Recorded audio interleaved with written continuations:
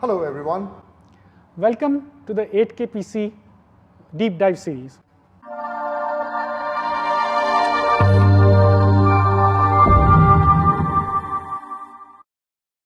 We created this video series to help you understand about the 8K PC hyper-converged appliance and its architecture, and for you to get started on using 8K PC appliance in your data center. 8K PC technologies are used by customers all over the world to build and run their enterprise applications on their private data centers in using 8K PC hyperconverged appliances. We kickstart this series with introduction to 8K PC technology, unboxing an 8K PC appliance, and bringing it up within your network.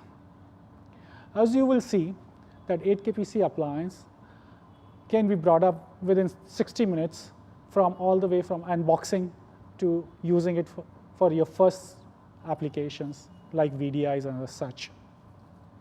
Not only that, every addition and expansion of an 8K PC appliance to an existing cluster takes less than 20 minutes. The 8K PC automation and the tight integration across all the layers of the stack make it so easy and seamless to integrate and operate an 8K PC hyperconverged appliance in your data center.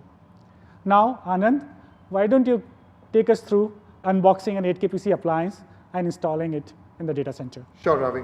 We'll do that. So, as Ravi mentioned, in this video, we will set up the 8K PC HCA, understand how to rack mount and provide necessary power connections and networking. This video is in two parts.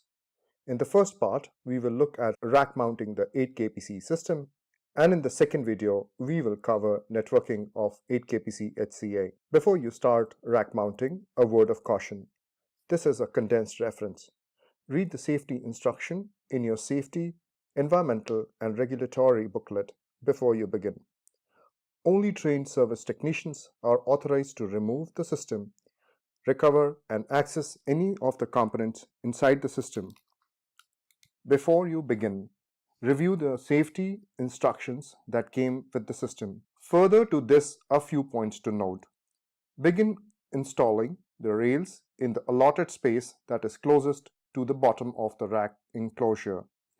The tool rail mounting configuration requires 8 supplied screws, number 10-32, number 12-24, pound M5 or pound M6. The head diameter of the screws must be less than 10 mm or 0.4 inch. Now let us start the rack mounting procedure. Step 1 is to identify the rail kit contents. Locate the components for installing the rail kit assembly. There would be 2 A7 Dell Ready Rail 2 sliding rails assembly denoted by number 1 in the video, and 2 hook and loop straps denoted by number 2 in the video. Step 2.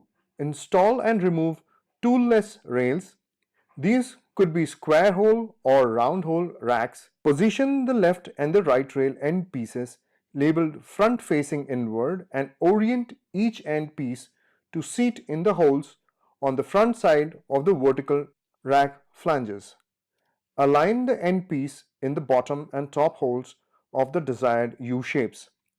Engage the back end of the rail until it fully seats on the vertical rack flange, and latch clicks into place. Repeat these steps to position and seat the front end piece on the vertical rack flange. To remove the rails, pull the latch release button on the end piece midpoint and unseat each rail. Step 3. Installing and removing tooled rails. Threaded hole racks. Remove the pins from the front and rear mounting brackets using a flat tipped screwdriver. Pull and rotate the rail latch sub-assemblies to remove them from the mounting brackets. Attach the left and the right mounting rails to the front vertical rack flanges using 2 pairs of screws. Slide the left and the right back brackets forward against the rear vertical rack flanges and attach them using 2 pairs of screws. Now let's look at the step of installing the system in a rack. Pull the inner side rails out of the rack until they lock into place. Locate the rear rail standoff on each side of the system and lower them into the rear J slots on the slide Assemblies. Rotate the system downward until all the rail standoffs are seated in the J slots. Push the system inwards until the lock levers click into place. Press the slide release lock buttons on both rails and slide the system into the rack. Now remove the system from the rack as the next step. Locate the lock levers on the side of the inner rails. Unlock each lever by rotating it up to its release position. Grasp the sides of the system firmly and pull it forward until the rails standoffs are at the front of the J slots. Lift the system up and away from the rack and place it on a level surface. In the next step, we will engage and release the slam latch. Note: for systems not equipped with slam latches, secure the system using screws as described in step 3 of this procedure. Facing the front, locate the slam latch on either side of the system.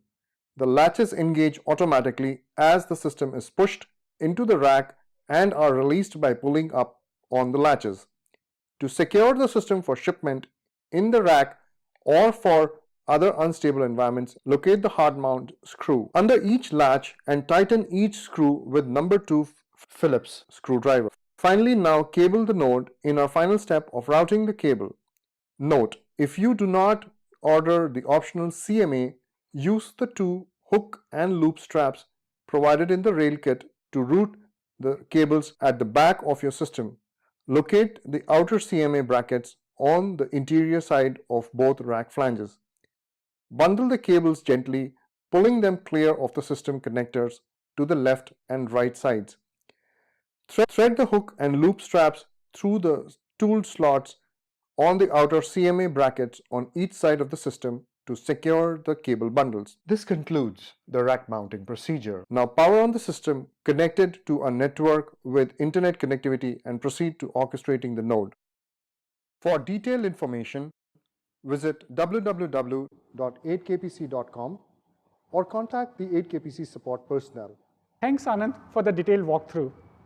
Please tune in to the next part of this series to understand how to configure an 8kpc appliance in your data center and how to configure in your network.